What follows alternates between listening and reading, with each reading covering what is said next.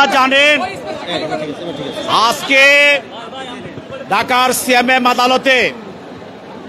Fascist হাসিনার অন্যতম একজন সহযোগী মানিকগঞ্জের সিংগাইরের অবৈধ ভোট চোর এমপি মমতাজ বেগমকে হত্যা মামলায়, যাকে আপনার শিল্পী মমতাজ হিসাবে চিনেন, তাকে মিরপুর থানার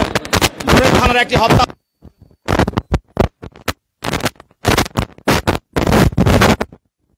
দিনের রিমান্ড। এই হত্যা মামলা বৈষম্য বিরোধী ছাত্র আন্দোলনের সময় 19/7 তারিখে মিরপুরে সাগর নামে আন্দোলনকারী ছাত্র তার শরীরে পিঠে গুলিতে সে নিহত হয়। এই মামলায় আজকের যে আসামি মমতাজ, সে একজন এজাহার নামী আসামি। আপনারা জানেন যে বাংলাদেশে এই শিল্পী মমতাজ 15টি বছর ফ্যাসিস্ট হাসিনাকে তার ফ্যাসিজম রক্ষা করার জন্য তাকে বিভিন্নভাবে নির্লজ্জভাবে তাকে সহায়তা করেছে এবং সে গানের নামে সারা বাংলাদেশে সে ফ্যাসিস্টের পক্ষে গান গেয়ে এই ফ্যাসিজম শেখ হাসিনার পক্ষে সে মানুষের মধ্যে, মানুষের পক্ষে এবং মানুষের বিরুদ্ধে সে কাজ করেছে। এবং শুধু তাই নয়, সে ফ্যাসিস্ট হাসিনার এই আমলে সে সব সময় বিভিন্ন ধরনের বক্তব্য রেখে শেখ হাসিনাকে সন্তুষ্ট করার চেষ্টা করেছে এবং সরকার যতগুলি অনুষ্ঠান হতো সেখানে সে গান গেয়ে সরকারের লক্ষ লক্ষ টাকা, কোটি কোটি টাকা সে অবৈধভাবে সে হাতিয়ে নিত। এছাড়াও আপনারা জানেন পার্লামেন্ট, পবিত্র পার্লামেন্ট, যে পার্লামেন্টে প্রতি মিনিটে কথা বলতে গেলে বা সময়ে বাংলাদেশের কোটি কোটি টাকা খরচ হতো, সেই পার্লামেন্টে সে গান গেয়ে পার্লামেন্টকে একটি হাস্যকর স্থানে সে পরিণত করতে চেয়েছিল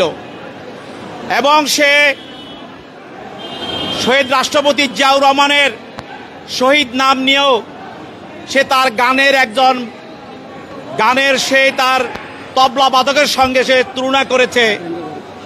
এবং সে সাবেক প্রধানমন্ত্রী খালেদা জিয়ার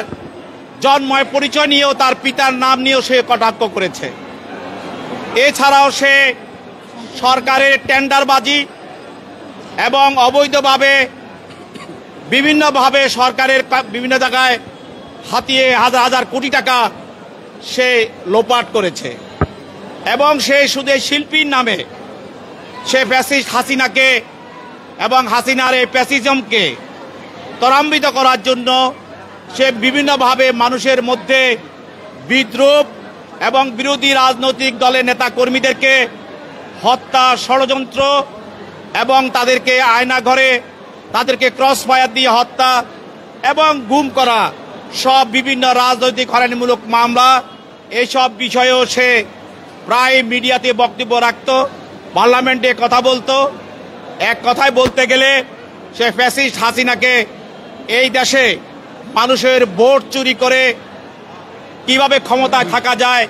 মানুষকে হত্যা করে কিভাবে ক্ষমতা থাকা যায়, সে কাজটি সে ফ্যাসিস্ট হাসিনাকে সহযোগিতা করেছিল। দেশে যখন আন্দোলন চলতো, যখন রাজনৈতিক নেতাকর্মীদেরকে গুলি করে হত্যা করা হতো, তাদেরকে গুম করা হতো,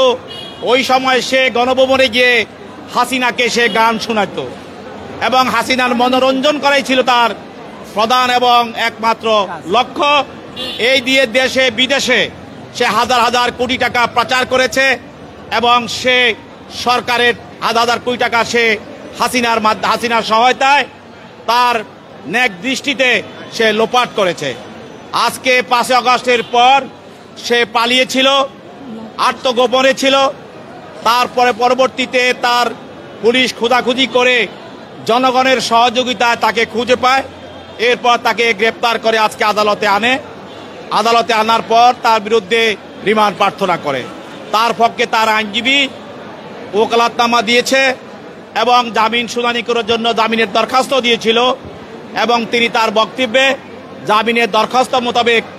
তার জামিনের প্রার্থনার বক্তব্যটি তিনি তুলে ধরেছেন এবং উভয় পক্ষের বক্তব্য শোনার পর বিজ্ঞ আদালত এই মমতাজকে, শিল্পী মমতাজ অবৈধ এমপি এবং হাসিনার ফ্যাসিস্টের